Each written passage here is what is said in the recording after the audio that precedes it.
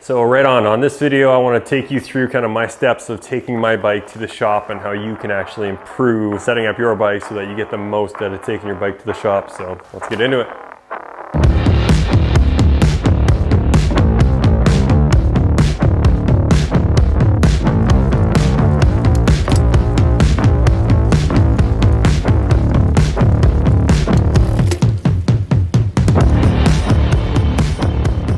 So the reason you want to follow these steps is because in a bike shop, you have to understand that the mechanics are going to see 5 to 10 bikes in a day, right, through a whole shift. And they're going to have their own checklist, of course, they're going to do in their own head. But if you bring in a bike that's dirty and you don't know what's wrong with it, you just say, well, it doesn't work.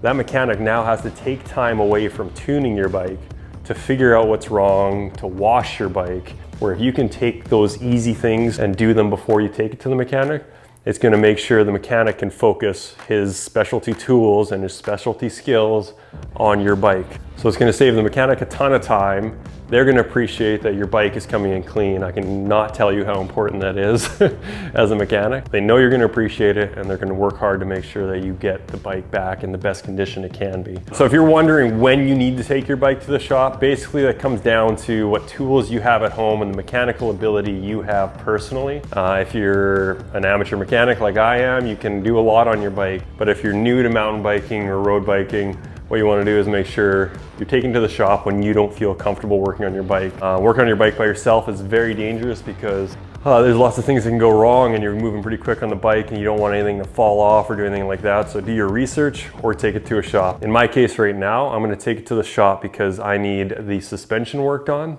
which is something I've done before, but I know it requires some specialty tools. Things like seals, certain types of fork oil, certain types of fork grease are things that they're gonna have at the shop that I don't have here. The other thing I'm taking the bike to the shop for that I can't do at home or not do very well at home is replacing the bearings and things like the rear suspension linkage and in the rear wheel as well. And when you ride it for a certain amount of time, these things start to wear out after a while.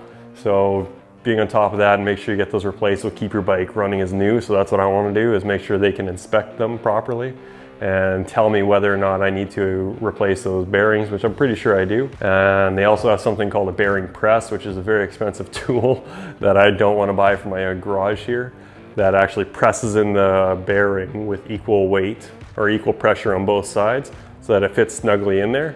Because if you're trying to get it into a snug little area and you're only pushing from the top or the bottom, the bearing won't be sitting in there properly.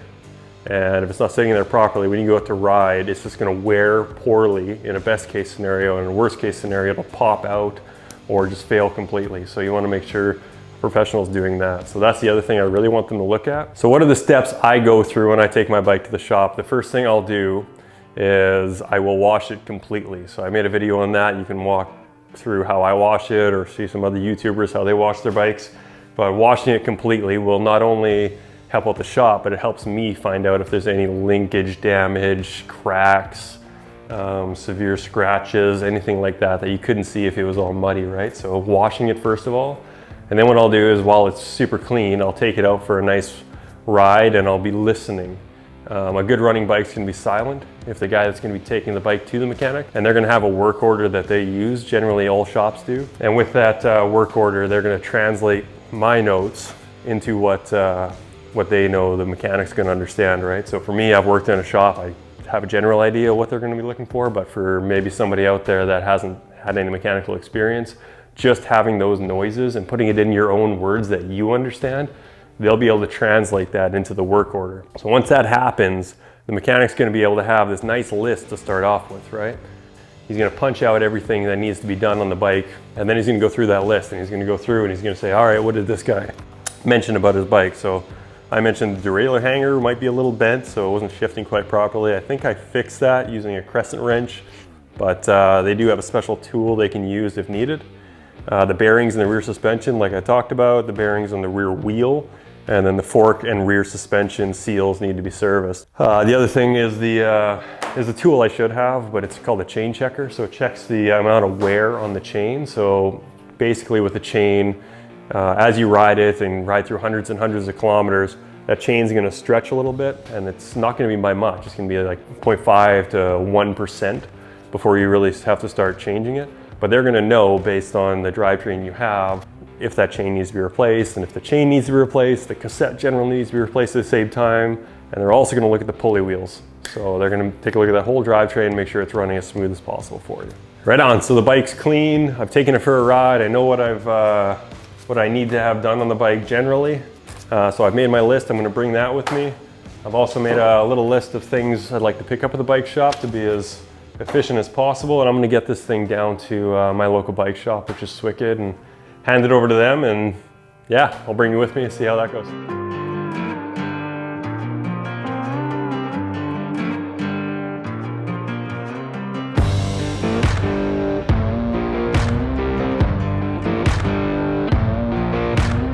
Okay, so the bike's back from the shop. I'm really pumped on how it turned out and everything. Talked to the mechanic when I got there, and I just kind of spent 2 minutes with him asking him, hey, listen, how was the bike to work on? Was my list accurate? Did you find anything else? Was there anything unexpected? Is there anything I can do to maintain my bike better in the future? And so we had that little conversation, and he walked me through what he did. So basically in the rear hub here, they had to replace the bearings on the hub. They were a little grimy and gritty, which happens on the rear wheel especially. They replaced the chain, they replaced some bearings in the rear linkage like we talked about, and they did the suspension service on the rear suspension and the fork, so those are buttery smooth now, and they didn't find any scratches. What I'm going to do on my first ride with this bike is I'm going to be doing the same thing I did when I was preparing to take it to the shop. So that's listening for any creaks and things like that, any issues with the shifting, any issues with the brakes, then dialing my suspension. Yeah, so as I'm riding, there's a few things I'm looking for. Obviously, I've been listening for noises, which I haven't heard. It's been sounding really good, running really good. Two things I'm looking at in the suspension is how much air is in the rear shock or the rear suspension and the front fork. And I can tell that the way I'm riding, that's about right. It's not close to the max, but it's about right for how fast I'm riding today. And this one here is getting close to the end, but again, that's not too bad. I might add a little air. The only things I'm adjusting as far as suspension is this rebound right now. So that's how fast the shock recovers. So if it's too fast, it's much of a spring, and both of them have that. So this one I can adjust on the bottom of that fork, and it tells me turtle is that way. So I can slow this recovery down and slow this recovery down, or speed it up. I'll always error. I'll try to error so that this one's going to be slow and this one's going to be fast. Otherwise, I'll go over the handlebars. If this one's fast, it'll shoot up my back wheel, and if this one's slow, all my weight will shift forward and I'll go over the handlebars. That's just from lessons learned. So yeah, keeping an eye on that and adjusting these just 1 or 2 clicks at a time, nothing more, until it feels planted.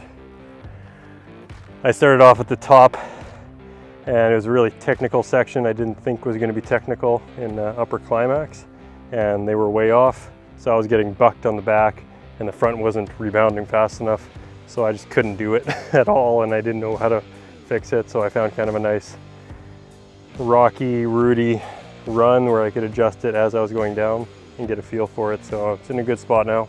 I don't know where it's at, but it's in a good spot. But yeah, I'm excited to get the bike out, and that's kind of what I do to prep the bike for a good tune, and then what I do to check it after. So yeah, get out there and ride. Super excited. You?